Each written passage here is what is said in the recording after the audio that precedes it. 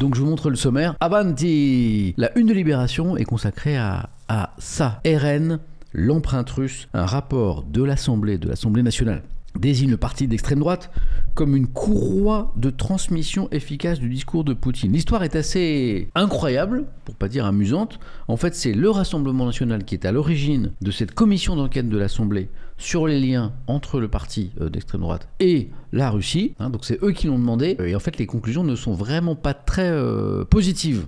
Donc c'est un peu l'histoire de l'arroseur arrosé, estiment certains ce matin. On va essayer de comprendre un petit peu ce qu'il y a dans ce dossier. Il y a un inspecteur qui est passé sur le live de Cheat Meal Hero mercredi soir et du coup a eu un petit avant-goût de ce qui se prépare culinairement dans l'émission de ce soir, dans l'hebdo Étienne, puisque Eric nous fait à manger depuis quelques semaines dans l'hebdo. Je suis très heureux de le retrouver avec tous les amis ce soir. Donc ça c'est dans Libération. On lira Figaro aussi parce qu'il y a une annonce qui est très attendue par alors la France, l'État français, les marchés financiers aussi. Aujourd'hui, donc ça va tomber aujourd'hui, la principale agence de notation qui s'appelle Standard & Poor's qui s'apprête à statuer sur l'état de la France, l'état de l'économie française, l'état des finances françaises, et il y a une crainte que cette note soit dégradée alors que le gouvernement affiche sa volonté de contenir la dette et de redresser les comptes publics. On parlera un petit peu d'endettement, de dette, de notation ce matin.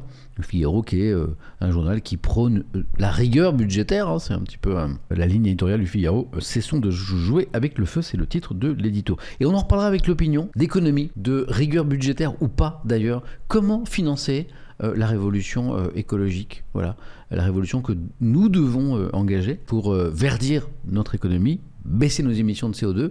Comment financer ça? C'est l'économie. Et justement, l'opinion nous propose un dossier que je trouve très intéressant sur cette guerre d'économistes autour de Macron. Le président Macron qui s'est vu présenter récemment 2 programmes, mais totalement opposés, pour financer cette transition écologique. L'un passe par la dette, sauf que certains estiment, comme le Figaro, qu'elle est beaucoup trop importante déjà, et les impôts des plus riches, et l'autre par la hausse du taux d'emploi. Donc plus de Français à travailler, donc plus de richesses, plus de ressources pour l'État, puisque plus de Français qui travaillent, c'est plus d'impôts, c'est plus de... etc. Donc la réforme des retraites d'ailleurs va plutôt dans ce sens. Donc on lira ça, je trouve ça très intéressant. L'Audi 16, merci beaucoup pour le 14e mois d'abonnement. Ça c'est l'opinion. Le Parisien, bon, il y a différentes choses. Il y a une histoire de casse-moteur autour de Renault et du coup il y a des dizaines de propriétaires de voitures qui vont porter plainte au pénal lundi à Nanterre. Donc si vous avez un moteur Renault, mais c'est aller sur d'autres marques, sur Nissan, sur Duster aussi, c'est un modèle 1 litre 2 qui a été produit il y a quelques années. Vous retrouverez, si ça vous intéresse, les infos sur internet. Si vous avez un moteur Renault 1 litre 2, je crois que c'est entre 2010 et 2016, vous vérifierez, allez voir cette histoire là, parce qu'il y a des petits soucis. Mais moi c'est pas ça qui m'a intéressé, c'est plutôt ça dans le Parisien ce matin, cette histoire qui est dramatique. On ira creuser, on essaiera de trouver un papier plus complet que celui-ci. C'est le suicide d'une jeune fille au collège après avoir été harcelée par, j'allais dire des camarades, je crois que c'est pas le mot qui s'impose, par d'autres jeunes filles du collège. Et les parents de cette jeune fille, toute jeune, accusent le collège, puisque la jeune fille avait tiré la sonnette d'alarme. La jeune fille avait parlé à l'école plein de fois. Les parents avaient tiré la sonnette d'alarme et le collège, a priori, n'avait rien fait. Voilà. Et donc ça c'est... Vous savez, moi je suis pas très fait divers, je vous dis souvent, bon, les faits divers, les drames, c'est pas trop ma tasse de thé, même si certains médias aiment bien ça, et puis ça, parfois pour participer à la création un peu d'un climat d'insécurité, mais parfois, un fait divers nous dit beaucoup du monde et de la société dans laquelle on vit, et on se dit, oh là là, il y a des trucs qui vont pas, il y a des trucs qu'il faut changer, quoi.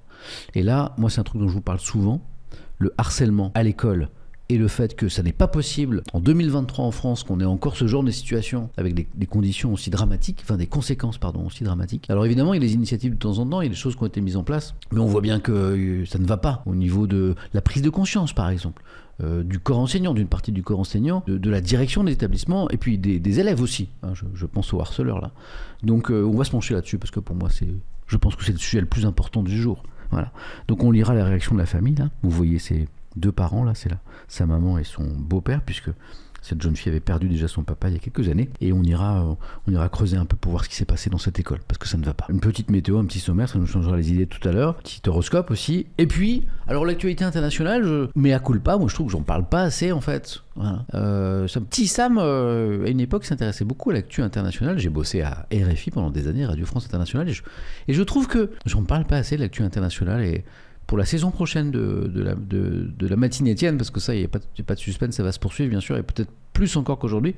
Je pense qu'il y aura plus d'actu internationale. Là, par exemple, j'ai trouvé un dossier très intéressant dans La Croix sur Hong Kong, sous l'emprise chinoise. 3 ans après la reprise en main par Pékin, la vie démocratique a été réduite au silence dans l'ancienne colonie britannique. C'est un dossier extrêmement clair de La Croix. On lira une petite partie. Si ça vous intéresse, je vous recommande d'acheter La Croix ce matin.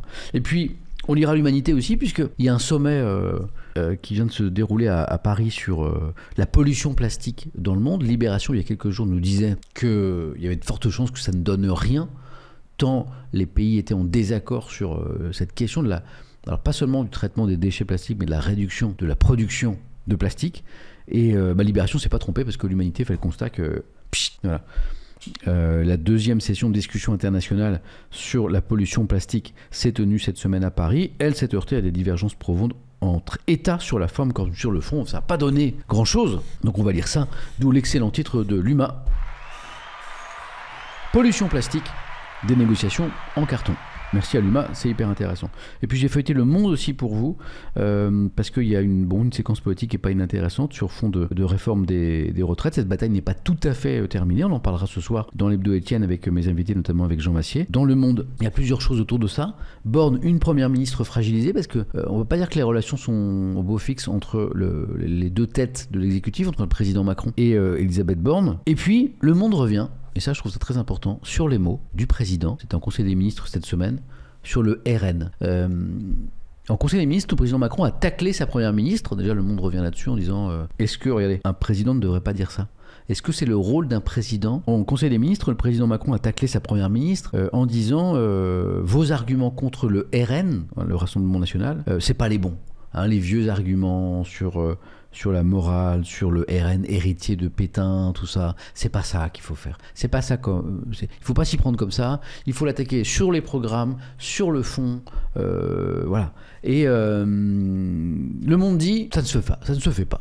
On ne tacle pas un Conseil des ministres, la première ministre, devant tout le monde, voilà, publiquement, ça ne se fait pas. Et puis sur le fond, dans cet édito là, eh bien Le Monde dit le président Macron il est un petit peu tort. Il est un petit peu tort. Oui, je vous résume l'édito pour ceux qui ne seront pas là avec tout. Oui, il faut s'attaquer au RN sur le fond, sur les propositions, sur le fait que ces propositions ne tiennent pas la route. Hein, c'est un petit peu l'idée du président Macron. Oui, d'accord, mais il faut aussi renvoyer le RN à son histoire. Et oui, le RN est l'héritier du maréchal Pétain, pour reprendre les mots d'Elisabeth Borne. Et oui, le RN est un parti d'extrême droite, c'est ce qu'affirme Le Monde. Pourquoi? Eh ben, je vous le lirai dans l'édito ce matin. Voilà. Bon, c'est pas mal, hein, ce matin. Petite chose, quoi. Vous en pensez quoi de ce petit sommaire?